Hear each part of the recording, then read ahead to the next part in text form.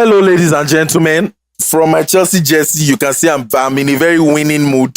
I don't care about what these people say about we ending It's quite 11th unfortunate. or 12th in the table. It's quite unfortunate. But we are a winners club. Look at We it, let it Chelsea slide. FC. You can do better. Anything Chelsea for fans. David. We've done it well. You can do better, Don't mind Chelsea them. fans. Ladies and gentlemen, welcome to what's this? What's the number of this episode? What's the number of the This episode, is the 8th recording, I think, or 9th recording, but Eight or this is nine. not going to be episode 9 or episode 8.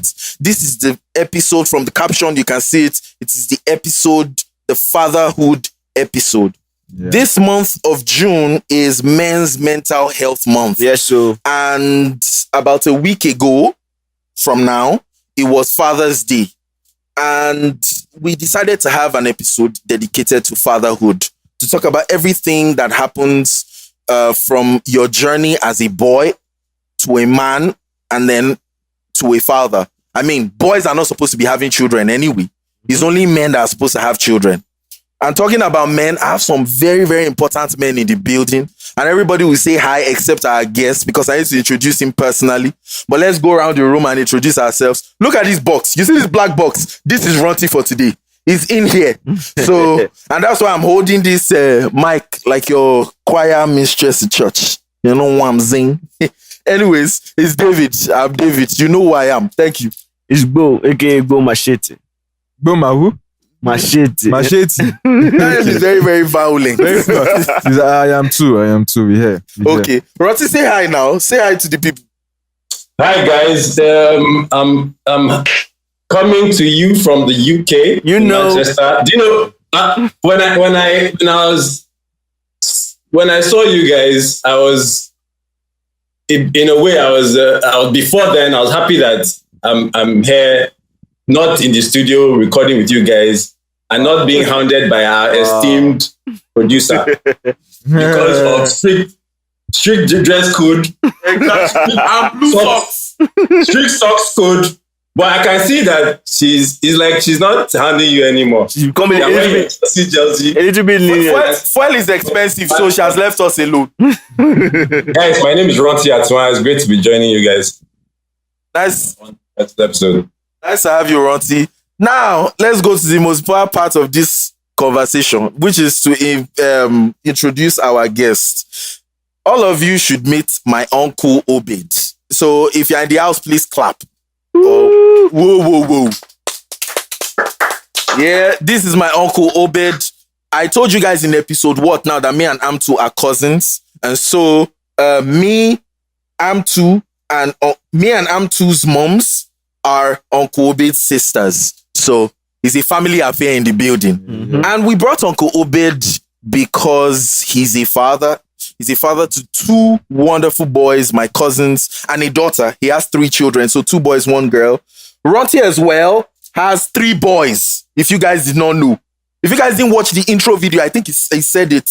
Yeah. And today we're going to be piggybacking off these men. They have at least 2 decades of experience as parents and, as grown-ups. And we'll be picking their brains as to the dynamic of fatherhood, all the pitfalls that you experience as, a boy wanting to grow into a man, and then from there choosing out a life partner that you will eventually have kids with. And even now, the generation of kids we have now, the Gen Z, Gen Alpha generation, parenting styles that worked for us, millennials, Might not work for them. it doesn't work for them anymore. And so there are many pitfalls. A lot of us are still stuck in our 13-year-old minds. Some of us stopped growing at 12. Some of us stopped growing at 13. Because maybe that is when we got sexually molested. That's when we got hooked on pornography. That's when we lost a parent or a guardian. And then we're just stuck there. There's some sort of trauma that happened that kept us in that position. And we've not grown. We're growing physically, but mentally we're not growing. And so when we get together with women, where we're supposed to generically be the head of the home, the leaders, and then fathers, where we're passing on discipline and sort of masculine rituals that have existed for generations. Things like responsibility and discipline and, integrity having your yes be your yes, your no being your no. You know, all these foundational virtues that make up masculinity are actually determine whether you be a good man and a good father. When it's time to bring all those things out, we're found wanting because you can't give what you don't have. We've said it many times on this podcast. So straight to it, we're going to get to it straight off. My uncle Obed, his full name is Pastor Obed Akanya. He's a businessman, a gospel musician, a father of 3, a lover of God, my uncle, my first. You're forgetting his martial arts. Yes, martial artist. Guy, we need to start with this story. So, in 1999, Uncle Obed wanted to marry our favorite auntie, Auntie Wem. Shout out to you, Auntie Wem. We love you. Please, I'm coming for dinner. Thank you. I'm too stressed, Auntie Wems too much. I'm coming soon. Thank you very much. Food. Anyways, Uncle Obed was going to shop with Auntie Wems 1999. They got married 1999. Somewhere at Iju, I think. Did you say Iju? I think it's around the Agege, actually. Yeah. So let me tell the story because now I'll put my own theatrics inside. So they were on a bike at the time, and one of these street guys, popularly known as Agberos, came up behind Auntie Wems and touched her inappropriately in her bosoms. And Uncle O got angry, came down. Unbeknownst to this Agbero, Uncle O is very well trained. When we went for Christmas last year, I remember. He did a front kick as high as Amtu's head. Almost took out my Uncle nose. is 5 decades into this life. I hope I have the same form he has At fitness. at over 50. So please, ladies and gentlemen. So he pursued the guy. Long story short, he came back home with an umbrella and his shirt had blood stains on it. He helped the guy. He taught the guy discipline. You see, this is what we're talking about. Fatherhood. He didn't have a father, so Uncle had to teach him. What is father and I think we should start from here. We have a lot of Uncle, we have a lot of decadence, and Ronti and Uncle, you're going to be our point of reference today to a lot of the questions and the statements that we have. So this is kind of like going to be like an episode that is like an elaborate Q&A discussion and banter and debates. So I want to start with Uncle. We have like an increasing number of boys like that guy that came up to Auntie Wems that day who just don't know how to act. They don't know how to talk. They don't know how to behave. A lot of them eventually end up being hooked on drugs, committing some sort of crime that will land them in Kirikiri, and then they're there for life. They're on death row. Or when they finally come out, they're just useless. They die anyhow, a victim to some gang war and all of that. Why do you think this is? Aside from the obvious fact that, they don't have a father in their lives. You have lived long enough to see how things have changed. Where in your time as young men, you guys took pride in physical fitness, like we've talked about. You learned how to fight. You learned how to clean. You learned how to be strong. You used to dance. You used to be athletic. All those things that we looked up to as men. Your mentors at the time, the Hollywood stars that you guys looked up to at the time was Arnold Schwarzenegger, Morgan Freeman. These were very, Manly. James Bond. James Bond, those old James Bond. Where did you think things started to change in a way where now men don't want to be associated with this form of masculinity anymore? Okay, thank you very much for having me here. Yeah. And I'm glad to be, feeding off your energy as younger people. Maybe to put it in a very simple way. I think this is an orchestrated plot, or there is an orchestrated plot to emasculate men from society. Big facts. And that is reflected in everything you see, from movies to even simple adverts. Big facts. Everything is targeted at the man because men are the foundation of society. They are the foundation and the foundation of the fabric of society. Men are all that. Yeah. I just don't take Christianity seriously because it's one of the things that a lot of people do. But based on my research, I've come to find, my study, Yeah. that having a connection with God is a primary thing you need to be able to function well in this life.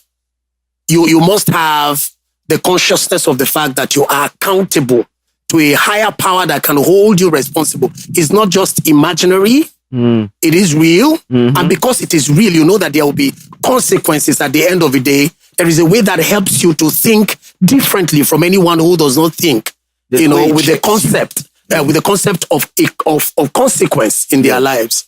So to a large extent, I think that really has propelled me to take my Christianity very seriously. I made a branch to that just to be able to establish the fact that in society today, in order to remove, to give people that licentious disposition to do whatever they want to do when they want to do it, and to get away with it, and to, kind of convince themselves that they can actually get away with it, makes them to create a system that is anti-principles that God has created for man. And so, talking again about my Christian foundation, we know that God created Adam, man, first. Yeah. And that is to just tell you why everything is supposed to rise and fall on the foundation of a man.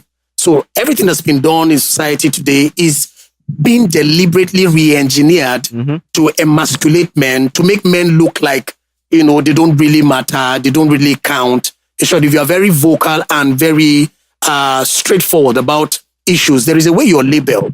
If you're the kind of person who stands and fights, you're called toxic. Yeah. So I think that to a large extent, this is what society over time has been wired, to do in order to be able to remove that identity of a man.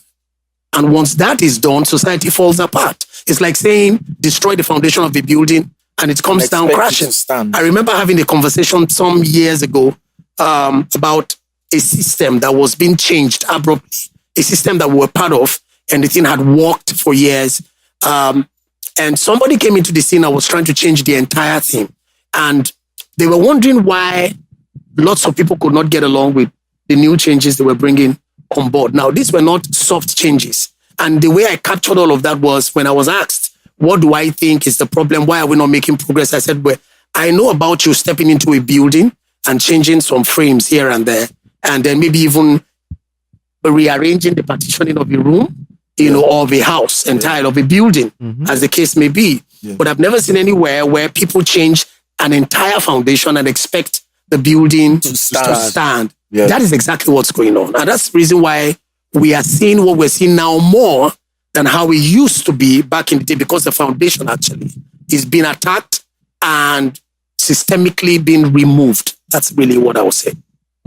This is deep, and this is like an echo of everything we've discussed. I think Bo has something to say, right? Well, I even have a question that is for Uncle Obed and Roti. Yeah. At what point, because I also want to look at it from the perspective, we have an understanding of what is going on and the emasculating of men. Yeah. But we want to also speak to the men that are really trying to be men, and particularly fathers. So the question is, like, at what point does one become a father? Is it when you have somebody to father, or is it a mindset? I think it's a mindset. I don't know if Roti wants to Amazing respond. question. Thank you, Uncle Obed. I wanted to say, before I even go into Bo's question, I wanted to say that I love the heroic story that you have. that is very good dinner type story that you can tell on how you met your wife. I wish I had such a heroic story as well. But I like your question. It's when do you become the father? So for me, before I had kids, I always used to look at people that had children, and I never really had the feeling of. I used to understand. I used to sort of struggle with how is it that they get so compassionate, so involved with the kids. This is from a single guy's point of view. Yeah. I never really understood that bond between parent and child, especially fathers. I mean, with a mother you can get, because this is, first of all, they are built to care. The second thing is they've carried this child for 9 months inside them. So they are sort of bonded to the child right from off the bat. But for a man, that bond wasn't quite clear for me. Not until I had my own child. When first of all, when my wife was giving birth, I made it a duty to be in the theater with her. So for a lot of men, some of my friends, at that point, because of anxiety and all that, they would prefer to be outside, just outside the theater. I know if one of my cousins was drinking somewhere in a bar with his friends, not judging, but that was his own way of coping. But I wanted to be there. Now that alone, just being in the presence of my wife performing that miraculous thing already started giving me a feeling of a bond, a stronger bond to both my wife and my kid. But holding my child in my hands, because when they bring the child out of the woman, they usually if the man is there, they'll give the man. He would hold the child. So which is what I did. Holding my child just created a certain, almost made a certain feeling of responsibility that I had towards my family. That feeling of, I am now responsible for something new. And then this thing is small, it's fragile, he doesn't have he can't make his own decisions. He can't protect himself. All those feelings to me was when I now started really understanding what fatherhood was about. Before then, it was just really myself and my wife. Even when she was pregnant, I'm not sure I felt the full ramification of it. But at the point when I held him in my hands, I think for me, that is when that feeling just really started. And it might sound cliched the way I'm saying it, but you really would not have that feeling until you have both your own child in your hand. That fragile thing. It's a thing. It's a wonder to behold. Okay, I don't know if I could add please. to what he said. Definitely. I started out by saying that I believe that fatherhood starts as, he had that wonderful experience. I remember when my first son was to be born, we had waited for 7 years in our marriage before my first son came.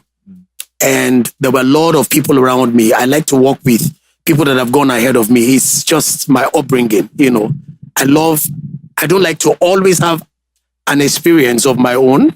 I always like to pick from other people's experiences, experiences that I could actually glean from and apply it into my life. And then I don't have to wait maybe another 10, 15, 25 years before I learn the lessons. From your own Because experience. actually experience is not the best teacher. It is a cruel teacher. It leaves you with a scar that you don't really need for the rest of your life. That could have been And avoided. whatever lessons you've learned, it is now for another person. Because you'll be dumb enough to go around that route again. Because now it's now for somebody else. So experience is not the best teacher. So I always like to learn from other people. That is your own experience. Other people's experience, and you incorporate it. And so I had these great people around me telling me, okay, well, we'll handle your wife this way and all of that. They were mothers, So when the labor protracted for a while, and when it was about the time for the baby to be born, we realized we left something at home.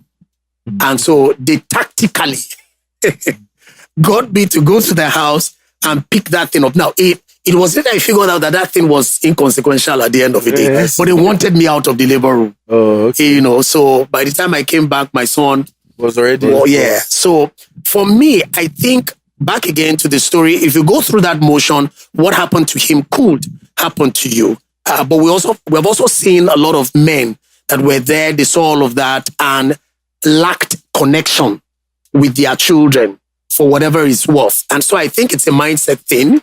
First of all, if you grew up in a society or in an environment where you are taught responsibility and somehow you get to value this, you have this sense of posterity. You just begin to look out for those who are younger than you. You begin to provide leadership and that fatherhood, so to say, to younger people around you. You kind of you go overboard to try to create or make things a lot easier for the people that are coming from. So I think it's number one, the mindset. That's what makes you jump into that role, to play that role of responsibility. Yeah. And I think it really equips you to just begin to care for somebody else other than yourself. Once that begins to happen to you, you are already in the zone, I would say. Amazing stuff. Do you have something at this point to say? Yeah, I'd really love to. I'm really just know what you're thinking of. Soaking all the stories. First of all, what Ronti said about being there when his wife was giving birth. Yeah, I've heard so many stories of people passing out. Yeah. When that happened. Yeah. So it's not even something I don't He's even a know. brave guy. I don't even know if that's something I'll even be able to do. Yeah. But father, my second child, there was some complications when my wife was giving birth. Second was was natural delivery, and it was a midwife that was it was a hospital, but it was a midwife that was delivering a baby, and I was in the theater when my child had been, when she had given birth to my second child. To remove the second thing is the placenta. I hope you guys have strong stomachs. We are here. The second thing after that is to bring out the placenta. Now, the midwife was having a lot of challenge getting out the placenta. And then she had started bleeding. So she was bleeding a lot. I'd never seen that much blood in my life. You need to see how face. Blood from someone that I love dearly. And already, when you're in the theater around childbirth, let's face facts. There's always that mind that you're always in that mind of anything can happen. Yeah. Even the negative things can happen. That pops into your head, no matter how strong or positive you are. Absolutely. So already, I was thinking in my head, who am I going to tell that my wife died during childbirth? She was bleeding. She was losing consciousness. Wow. And then I was about to faint. Like I felt it. Then I had to tell her that, honey, I'll sit down outside. The door I opened the door. I could see inside. But I had to sit down on the floor for like 2 minutes to catch myself before I now went back. Thankfully, everything ended up happening the way it was meant to happen eventually. But yes, that's a real thing. Fainting is trust me, is a real thing. If I had stayed there and not sat down, I would have fainted. Well, I agree. I'm a recent father. So this year, 23, So, yeah, so were you there? Were you in the theater? I was in the theater and I almost shed a tear. I didn't even know that the nurses or the midwives called me until I went downstairs. They were like, "Oh God, you almost cried though." I was like, "No, you guys should have. You guys can continue having 4 Mothers Day. I don't mind. Yeah, you guys can continue." But yeah. So that creates a strong bond between you and your wife and the child, and that and gives you that mental picture of, well, I'm a father. I'm responsible for this child. But another thing again that I was just thinking about, because we're really talking about fatherhood here, is the fact that that puts you on some kind of pressure, especially in this year of mode of information, where there's so much information flying around. I wanted to even talk about. So you are wondering, okay, so what do I need to do? And I'll give you an example. I remember one day I stumbled upon a tip by a pastor, it's Zach Punen, and he was talking about some stuff, and it made so much sense to me. So I took it to my father then, when he was alive, and I said, Dad, watch this stuff. So Dad watched it, and he came back. I said, why did this make so much sense now? This is beautiful. And it left me. I went to discuss with my mom. So another time I was just thinking that you cannot give what you don't have, because the information there I took it there in order to complain. Like, see what somebody said about indirectly. I was just trying to show him that, can you see how this person is breaking this thing down? Yeah. And at the end of the day, I just looked at it that, now, me having a child at this point in time with the amount of information and the things that are changing, how do you guys cope? And what are your advice to anybody that is trying to enter that mode of fatherhood, whether mentally or physically, how do you cope with the amount of information that is around today, and how do you protect your siblings, That's a very quick question, especially for the single guys who are looking at these things. Yeah, there's so much out there. Very, very, very solid question. But before you guys answer that question, I want you to answer one question for me. All right.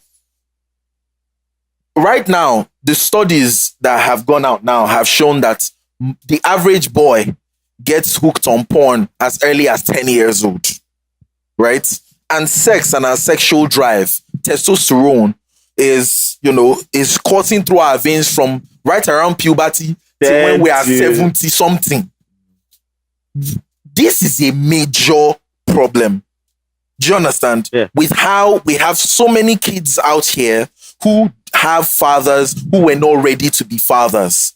They laid with a woman because they could not control their sexual urge or take appropriate measures to protect, you understand, the possibility of having a child. If you were talking to, and you are talking to those kinds of men out here who are just indiscriminately, because before we get to that part of fatherhood, we need to talk about how some of you are not ready to be fathers. And just because you have a strong hard-on in the morning when you wake up is not the evidence that you should be a father yet. So before we get to talking about those direct issues with all the information we have out there, like you said, concerning fatherhood, I would like for both of you to just talk on it is the strongest drive that we have as men, the sexual drive. How does one, especially when you don't have a dad and you've not seen it modeled? In fact, we live in a world where, you have a badge of masculinity by how many girls you can sleep with. Even people with dads, it's the same thing they all fall under, whether you have a dad or not. Exactly. Everyone's sex drive, especially when you enter a teenage years. No, I'm saying, I'm talking about the dad thing because when you have a dad, at least it can model self-control for you. Yeah. Responsible dad. Exactly. We need to qualify that. Yes, please. We need to. A responsible father who is there and is involved can model, self-control and true masculinity for you. Because being masculine, Jordan Peterson puts it brilliantly well. He talks about how the masculine experience is that of a lion and a lamb. Do you understand? You're dangerous. The testosterone you have coursing through your veins, it's you have propensity for violence, and from every statistic measurable, men are the ones that tilt towards that spectrum of more violent, more active, more abrasive, and all of that. But the key to that is you know how to put that under control. Do you understand? You know how to be a lion when necessary, like you were in protecting your wife against that guy, and you know when to be a lamb, right? That's the masculine experience. And if we don't know how to control this sexual urge, we have many men out here, STDs, unwanted, we call them unwanted pregnancies, but what were you thinking when you laid with a girl without a condom or something like that? What do you think about that? And how can we go about curbing that? I think the first place we should look, and the first place we should look, and I would say that the sexual drive was not made to be the most powerful drive that runs through the vein of any male anywhere in the world. It was not originally made to be so. Okay. The quest, the desire to be with another was not the first thing that man was created for. The reason why it has become that way is because what you see consistently, you think about. And I always tell my boys this, and my girl too. What you see consistently, you think about.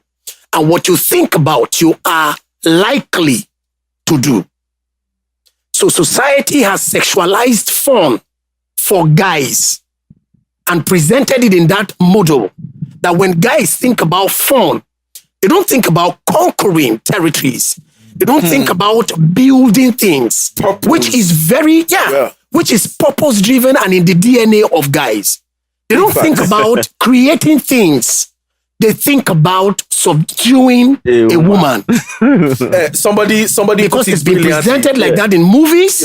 If you see a bad guy in a movie or a happening guy, he can, for instance, let's take James Bond. Yeah. I mean, he's lays with as many women as possible. He has access to gun. He's smart and all. But they don't show you what this guy builds, really, other than goes after the enemy. Espionage. It is more a vengeful tendency that is pumped into your mind, a subliminal message in your mind. So you think of, when I can take revenge on anybody, that makes me a man.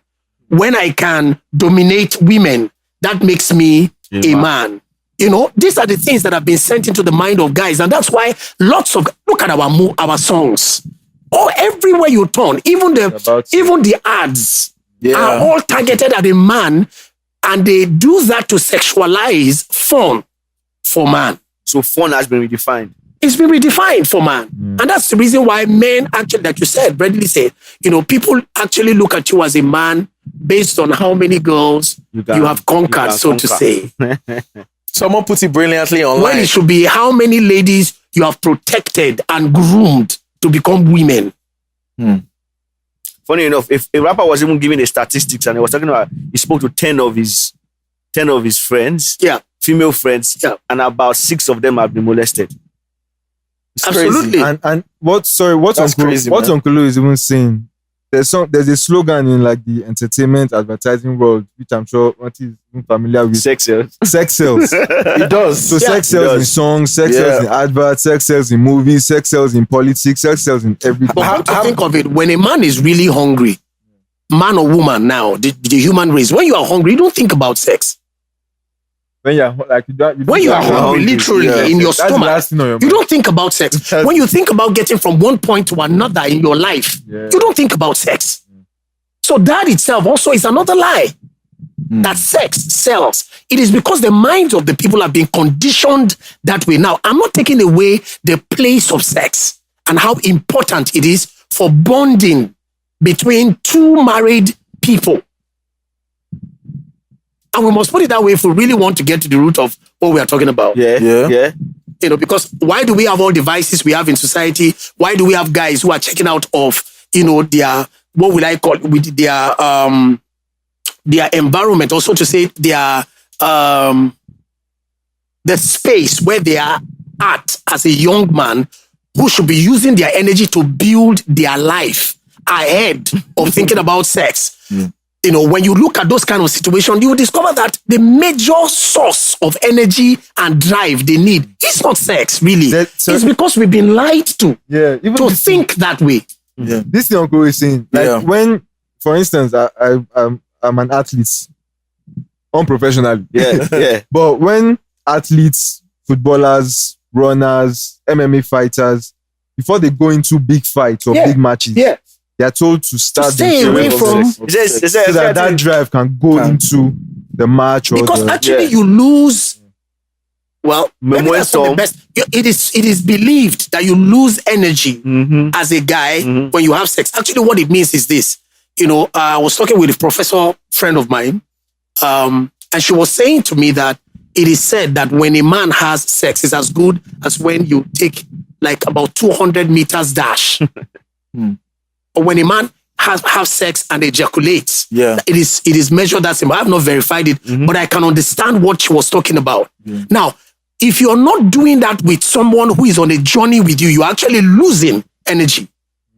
But if you are exchanging strength with someone who is on a journey with you. And that's why sex in itself is most beautiful, most advantageous, and what's the word now? You can only explore the maximum what will I call it, benefit that there is in that transaction, in that intercourse, in the context of marriage. People of God, I just want to put a small sidebar here. Now you see why me and Amtu, we are very based. See the examples that we have in our family. We don't have a choice. Roti, please, what do you have to say about this thing that we're talking about? Before I allow Roti to say something, I just want to say, so what they have done is to make sex attractive, sellable. And then because they've done that, they now tell you, sex sells. Bam. So they've set the game. Yeah. They've determined. And it's because all male, if you're not impotent, You are and moved by what you see. engage in sex. For instance, let me give you a very what would I call it? A very relatable but very cruel example. A madman on the street could sleep with the Queen of England when she was younger, and we have a child. Yeah. Mm-hmm. A very irresponsible father could sleep with his daughter, and we have a child. Yeah. But so there are no, No, there's no huddle. gatekeeper. I'm telling you, so it's something that can happen anywhere in the world at any time. So these people explore this to present that to you. Yeah. They present that to you that this is how you catch your phone. And because the world has bought into that, of course, wars have been started and ended on the platform of sex and all of that. Yeah. And it's become a re-engineering of the mind of humans to accept this as the norm. And that's why it began to sell. I don't know if I made any point. Man. Yeah, sure. You've please. made points. Ronti, please hit us. Thanks. This is very interesting topic, and I feel like your question and Boo's question, they're interrelated. Let me give you my own story. I was exposed to porn at an early age. I lived in Festac, and I grew up in Festac, with my siblings, my brothers. I have 3 other brothers. So we're 4 boys and a girl. The girl is the oldest. When my parents, and we stayed in the block and flats. I don't know how many of you are familiar with Festac. We stayed in this block and flats. So you had a lot of neighbors around and all that.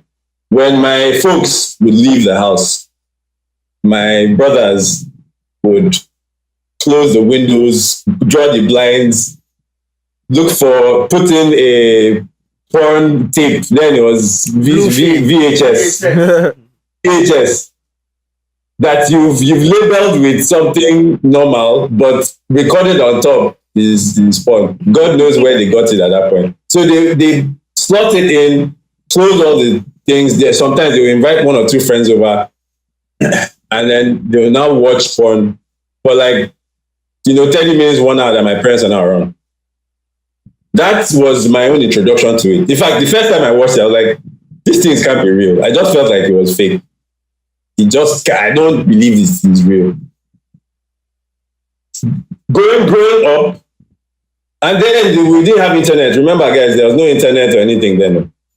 So if you needed to access porn, it's from tapes.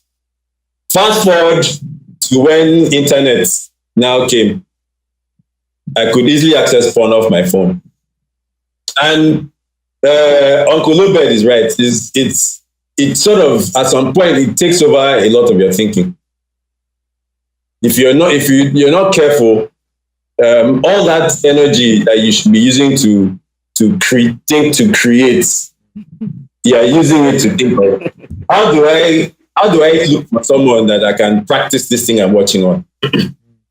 You get, so that informed a lot of my own growing up.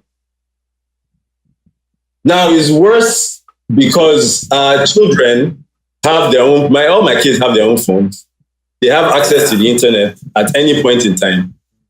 If you guys remember, when the internet came, when all the YouTubes and so came on, you could have child restriction. Even now, you can set child restrictions and all that, monitor what they're doing. But at some point, that becomes overwhelming. How many things can you truly monitor? How many things can you restrict? Not many. You get what I eventually started doing with the kids is really about teaching them what is the values that would help them decide on what is right and what is wrong. Absolutely. What they should focus on and what they shouldn't be focusing on, and then constantly reminding them about that. And just hope for the best, really. Like I said, is my own journey with porn was not something that it wasn't intentional. I just happened on it because it was around me. So imagine my own kids, even with all the things that we teach, sometimes I imagine that they could be exposed to it from their peers in school. Yeah. There's no way some friend can open porn on his phone and then, they're sharing with them. So we're just juggling that as well and hoping that the values that we teach would allow them to decide on what to focus on and what not to focus on. Yeah, when you said hope, that made me laugh. Can I add something a little to what he said? All right. Yeah. Something he said there is a very strong point that we need to explore a bit. Okay. Back in the day when guys were growing up, when we say back, that's why it's very good for us to know our history, especially as Black people. Yeah. From our culture, back in the day when men, were growing up as young boys, their parents always called them into this meeting, sort of, where they mentor them from, with stories, with adventures, telling them stories of adventure, conquest, and most especially having purpose for life. And then seeing that as your goal. Women were not portrayed to men back then as one of the goals they need to achieve. Marriage was presented as one of the goals to achieve. It's two different things. Because with marriage comes responsibility. Yeah. So you're taught responsibility in all of those stories. Now, over time, men became a bit so detached, got so consumed with having to provide or make a living for the family that we rarely see men sit other guys down to instruct them like, Ronti is doing with his kids. I do that with my boys and even my girl. I think if you look at our society, more attention is paid to the girl child than to the male child. Yeah. And so you have a situation where the girl, before she's probably even 10, 12, mentally she's already mature. Already developed. She's been told repeatedly the level of responsibility that is out there for her as a woman, what is expected of her, how she's supposed to sit, where she could go, where she couldn't go. Curfew is even established for her when she goes out to play. But the guy is left to grow up like a wild branch. And like I always tell my children, as every flower you see today in any building and you admire, all those flowers are all weeds, basically. All flowers are weeds. It is because somebody took the time to trim those weeds, took the time to polish them, to take care of those things properly, and then put them in a place where you can admire them. Now you refer to them as flowers. So when you allow a guy to grow up without any of those attention, pruning and so on and so forth, the guy ends up to be a weed. And the energy that he's familiar with and what they discuss consistently that drives them to watch pornography will be sex. Yeah. Do you understand what I'm trying to say? Because they're left to themselves. They're not told what's the purpose of the energy and the drive is within them. So even what you're talking about, I experienced it as a young child. Thank God for my dad and my mom that will speak to us every morning and every evening. Until now, I still hear the voices of my parents in my head. They are both late now, but I still hear their voices in my head telling me things to do, reminding me at over 50. Yeah. And it stays with you for the rest of your life. That's why it's important for men to be mentored. So I think to a large extent, a lot of time men are left to themselves. When you see ladies being groomed, what happened to the guys? The guys are playing cowboys and Indians, or they are rolling. Okay, well, in our own day, you guys are, you have a better. Cowboys are Indians. You are rolling a tire around the street. You're shooting, you're fighting, football, and so on. Those are the things that you're left to grow up on your own. So you were never groomed to be a man. To a large extent, you kind of try to figure out what it means to be a man. So when you get over here and then you suddenly maybe get married, sometimes a lot of men struggle when they don't have mentors in their life to tell them what it means to be a man in the first place. So they struggle. And I think this is what leads into that question you asked. And that's why most of the time, a lot of women are more, and that's why a lot of times more women are more intelligent and more developed up here than guys. Yeah. A lot of girls mature faster than guys. Yeah. Well, I was listening to with parenthood there. with parenthood, one thing I've learned that worked, and I think I had a bit of it with my parents. Growing up, my mom and my dad, they would say things like, do not do this. Don't, it's more like command and rules. They set commands and rules. With my own kids, when we set, to myself and my wife, when we set rules and commands, we tell them the reasons why. Yeah. We add that. We add the reason why you should do this or you shouldn't do this. This is the reason. Absolutely. And we focus a lot on those reasons. Absolutely. Rather than just do not do this or do this. Yeah. Those reasons allow them to sort of think back and use, even if they're in a situation that is not exactly like the one that they found themselves in when you created that command, they can use the same reasoning to make a decision in the future. Absolutely. I think in an earlier episode, I was also talking about something like this, and I was talking about how guys are moved by what they see, and we are inundated with images all day long.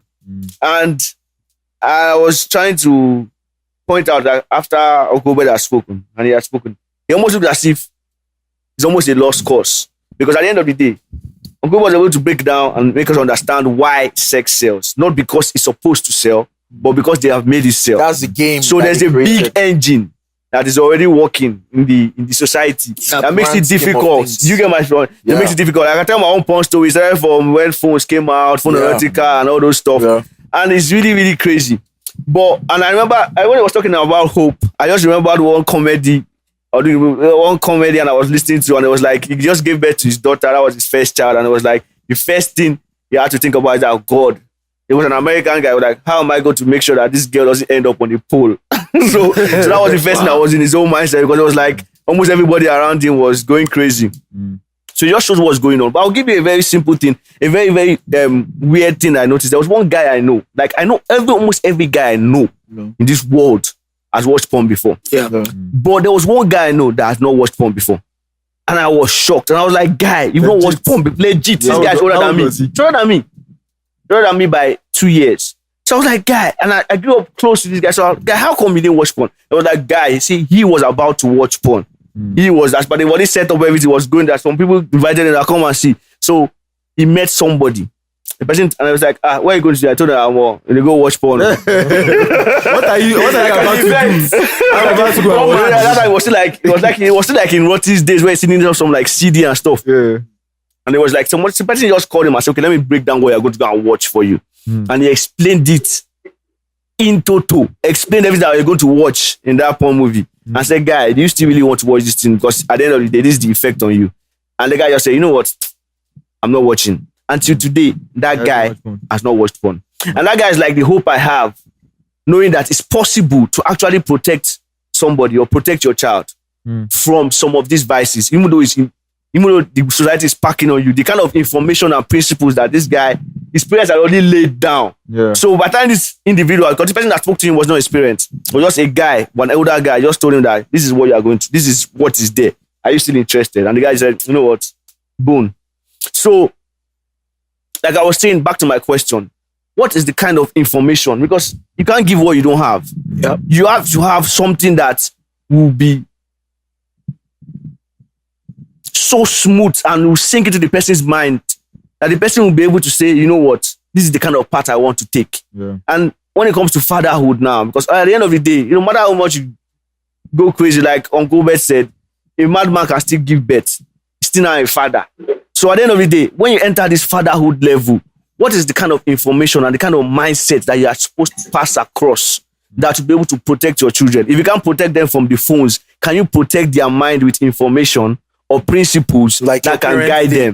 And what is can you give us some hints on the principles that can guide somebody that has a daughter, for example? I know Rotti has 3 sons. I know people that have sons are always very relaxed, like nothing, but small. Even though they protect them, but at least you be guy man. But if you are a woman, you have a daughter, there's a kind of fear. You have to be very afraid. Fear that some people have. Yeah. So at the end of the day, what kind of principles, what kind of mindsets are you trying to put on your child that will protect them from this crazy world?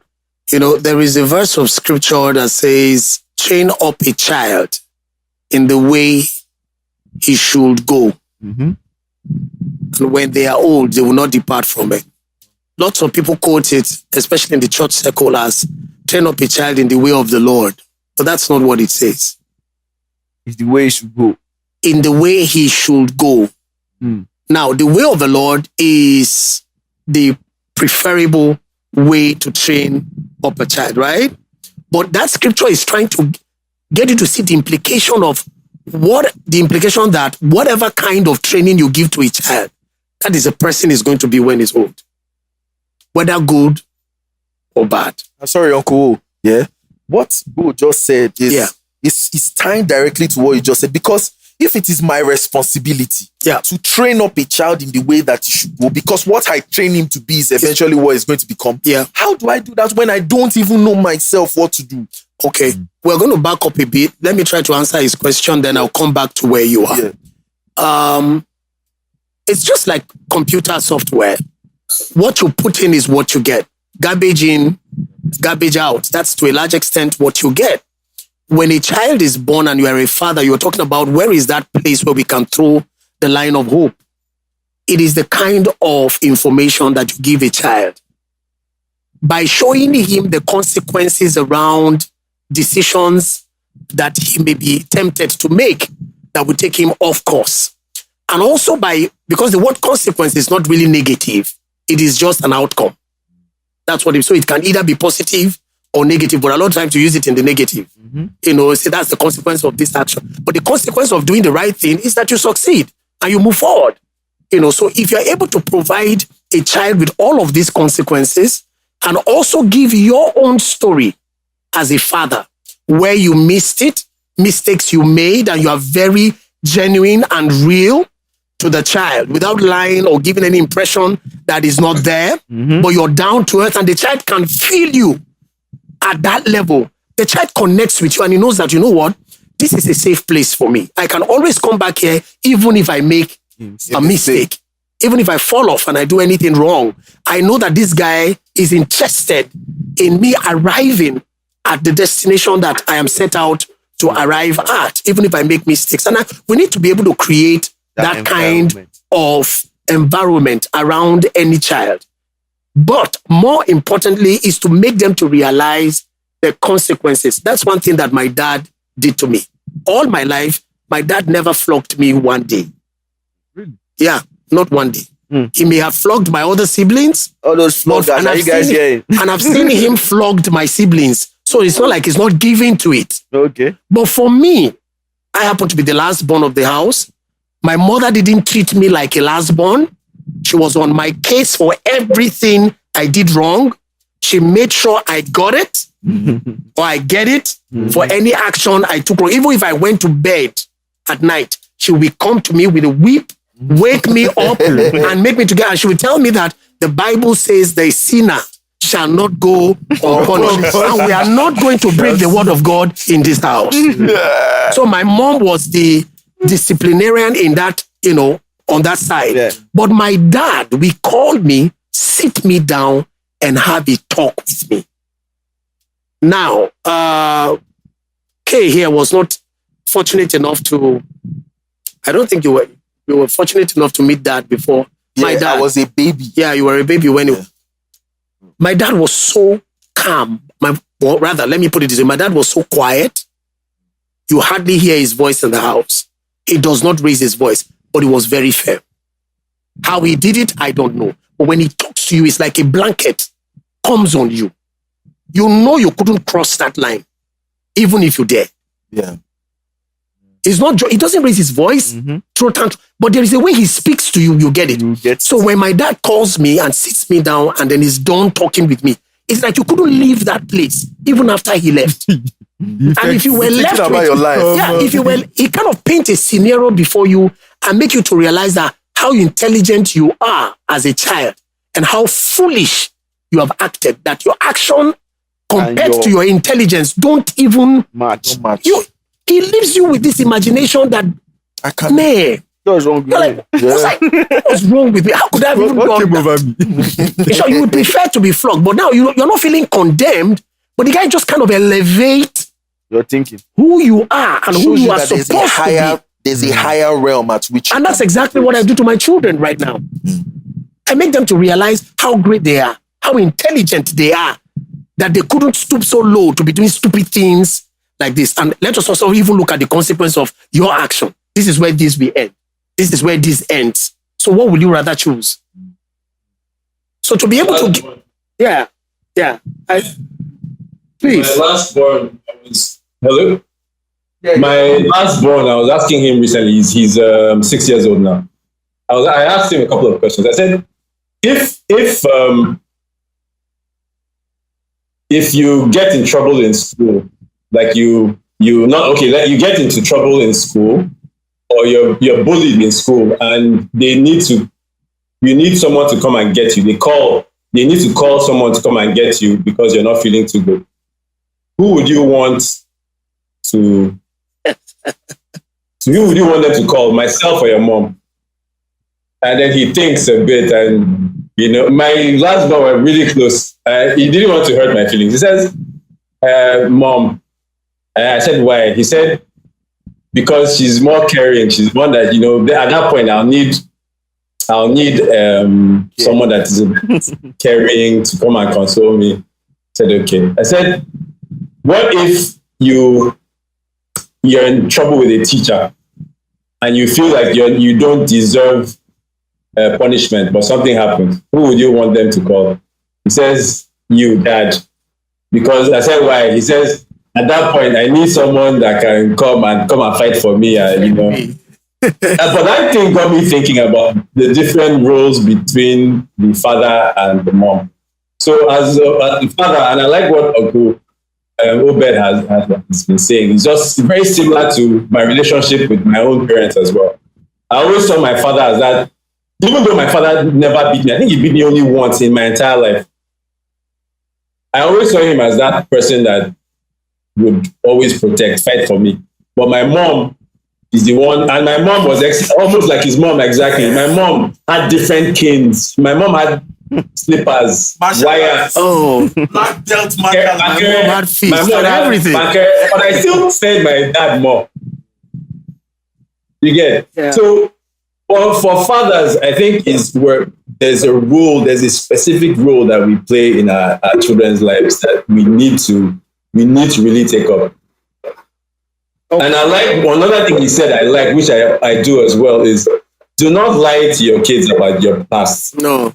If without them sort of knowing, they can sense those lies. That's one. And the second thing is they would not bond with you. A lot of the things you say, if you're lying, if you're trying to feel like you are all this, you grew up as this saint or champion. Yeah, upstanding citizen. They would not connect with you. Yeah. So anything you're telling them, they won't listen. They won't listen to it. When you're open about your upbringing, the places you failed, where you stumbled, immediately they connect with that. They say, "Oh, okay, I'm not strange after all. I'm not this alien child that always thinks and does the wrong things." They can understand that even when I do something wrong, I can find my way back. Okay. Those are strong lessons I learned from my dad and my parents, especially. Awesome. I agree with that and openness. let me also try to answer your question. Yeah. About how do you deploy this level of mentoring to a child when you don't even know what to do? Mm-hmm. If you really want better, if you really desire better, Step up. there is a way you will look for it. When you're really hungry for something, when it occurs to you that, okay, what I have here is not the best out there. How can I become better? You will look for it. You will look for older male. You will look for, Podcasts like this. Podcasts like this. That's a good one. Shameless You plug. will reach out for any form of information that can kind of just give you a reorientation and give you the option that life can be better and you can make better choices, and that will eventually lead you to better outcomes in your life if you really want to. You know, for instance, my dad died in 95. Yeah. I had just finished school, started work with Dr. Panam, you know, back then. Yeah. I just started work, you know, and I missed my dad greatly up until today, because I used to ask him a lot of questions before he passed. For a very long time, I can call my dad my friend. I used to sit around him and ask him questions like, if he were to live his life again, what will he do differently? Amazing. And he told me a lot of things. And those things kept me away from chasing women, kept me away from chasing some of the things that people call even fashion. You know, what is trending, just to be jumping after trend. If they're wearing bell-bottom trousers, the what you call Lambo or keep Lagos clean, you're there. No, I go for the things that sits well on me. I was not crazy about, you know, so my options were limited and narrowed for me, not because he made them that way, but just by receiving counsel from him, I was able to see that, okay, this is where my life is going, and this is common sense. So all my choices must be limited and tailored in this direction. So my trajectory was clear for me. So there were things I never wasted my time doing in my life. Amazing stuff. Because I asked that question. Now, but after my father passed, it was after my dad I got married. So there were still questions I wanted to ask. And he's not here. I picked up on other people who had gone ahead of me. Who first, this is what I normally do. I don't run off to people just to ask them for the kind of counsel I need.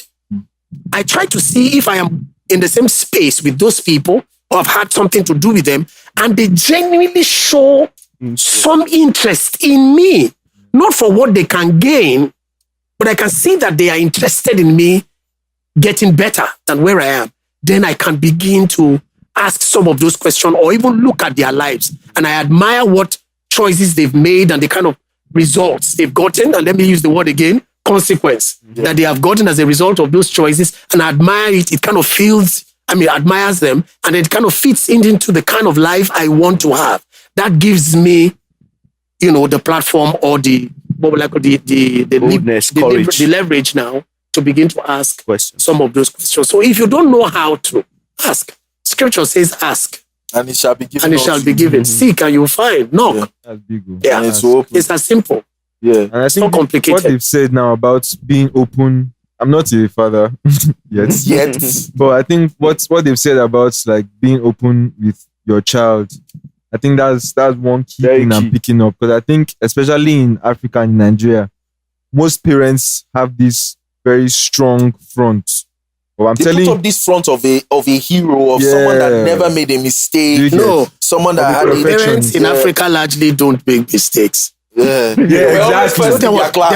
There was never anything to confess to. Exactly. So I think they are always right. Most youths like myself, so they can't influence their children. That's why most youths, when they have a question, they rather just ask Google than ask their or parents. ask a celebrity. What you're saying now, sorry for interjecting, actually put undue pressure on the child, because the child is beginning to feel like something must be wrong with me to be this way. You know, Ronti mentioned it earlier. Something must be wrong with me to be this way. But if you as a dad, you're down to earth and you say, I missed it here, I made this mistake, and I am even where I am now based on what I know. If I knew better, I would be living better. This is my responsibility for where we are. You are able to tell your child that. The child feels like, I'm in a safe zone, man. It means even when I fall, it is normal to fall. The most natural thing to do when you fall is what? Get up. And like I always tell my boys, when you fall, the first initial response of intelligent and nice people around you is to say, oh, sorry. But if you refuse to get up, after a while, that sorry will turn to an insult. And they will tell you, you must be very stupid. Are you the only person that fell? You're not the first. I mean, get up, man. And if you don't, people will ignore you completely. So I guess, that's just the point. So. The other thing about being open with them is, when they do have challenges, they're more likely to come and talk to you about it. So that's true. Most parents will have, you start having that disconnect with your kids around when they enter their teens, Yeah. the puberty. I don't know, Uncle, but I don't know how old your kids are, but I have a 16-year-old that has gotten to that point. Yeah. And it's good to have built that connection before then. But that doesn't mean you still can't connect with the kid. But when you're open about your own failures and your flaws and how you've overcome them, when they have challenges, they proactively will come and speak to you about it. If not, all you're going to be getting is all you talk about is these are the good things I did when I was your age. These are the achievements. The only thing you're going to be hearing proactively are those achievements. When they get an A, they'll come and tell you. But when they're having sexual urges, for instance, when a friend has shown them something about porn, or they've told them to come and try a bit of marijuana or something, they're not going to talk to you about it. Absolutely. Yeah, so the openness is very, very, very important. Yeah. Amazing stuff. Sorry, let me add something very quickly. I don't know why you guys got the two of us in here, but it's working so well. Something he says triggers something in my mind. What I say triggers something in his mind. Like he was saying, he asked the question. My last child is 13, going on 14. Yeah. My first child is 17, going on 18.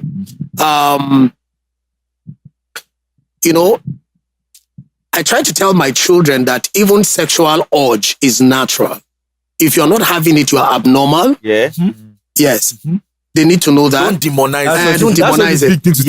Don't demonize it. It is normal to have sexual, urges. It means you are normal. Yeah. But like I tell them, just because you are hungry does not mean you should grab anybody's food on the street. I even give them a very practical example also. Sometimes you're pressed and you want to pee, but you find yourself in the classroom or maybe in front of your principal. I said, and you have to deliver something important. I said, what do you normally do at that point? You hold on to it. You control it. Why? Because you have something important to deliver. And I give them a scenario. If you are to meet Bill Gates tomorrow, or even our own Dangote here, and you know that meeting is a life changer for you. And then all of a sudden, you're pressed. And all you need to do is just wait. And you know that if you go to that toilet, you may just miss a lifetime opportunity. That bladder what will you do? We are holding it. So I tell the child, I say, so you can still control. Sometimes you are very hungry, but you wait until you get to a certain place to grab a certain. And so when the urges come, it makes that you are normal. But that does not mean you should go out experimenting. Because if you do anything out of its season, you will be the one in the black spot. Yeah. But when it is done in season, it becomes beautiful. And I give them a very good example. I say, you guys are in my house right now. Every time you go out, you come back home. I say, this is home for you. I say, but I'm no longer in my parents' house. I couldn't be in my parents' house at this age because I'll become a prayer point. But once I was like you. When I go out, they check up the time. Is Obed back? When is Obed come? Who did he go out with? But nobody asked me that question now because I'm of age. I'm in that zone where I can do what I want to do, when I want to do it, and how I want to do it. But even at that, I still have codes and conduct by which I have to do those things, or else I will end up in jail. So there is no total freedom anywhere. So just because you feel a certain urge does not mean that you should go carry it out. But it is good for them to know it is okay to have those things. And then also he said something that I wanted to talk about. Yeah, when people invite you, come and watch this. Now you have been well informed that what you see will stay on your mind and you don't need that kind of energy. I tell my guys, I tell them, look, you don't need a girl in your life now. And I use Uncle as example for them. I say, and I use you two. I said the two of them had finished school.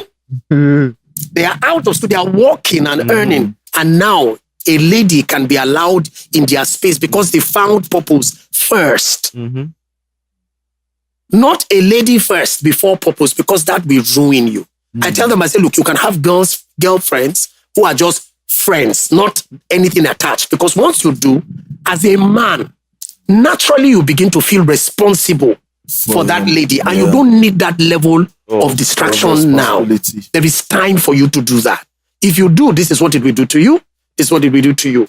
It will divide your focus from throwing all of your energy to being successful as an entity first. Yeah. And now here you are carrying a bag you're not supposed to carry.